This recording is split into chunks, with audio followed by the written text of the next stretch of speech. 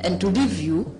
And as usual, you are encouraging me when I was there. So sometimes when you see a woman who is able to move around and to pursue her dream and to do what she desires to do, is because behind her is a great man like Rigathi. Those people who have a problem with my husband, you had better know he's a very good husband.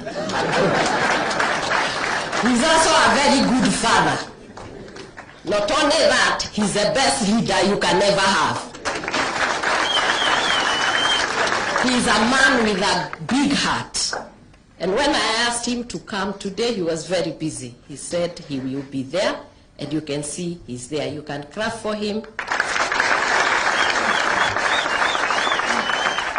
And without much ado, because I know he would like to talk to you, if you can be upstanding.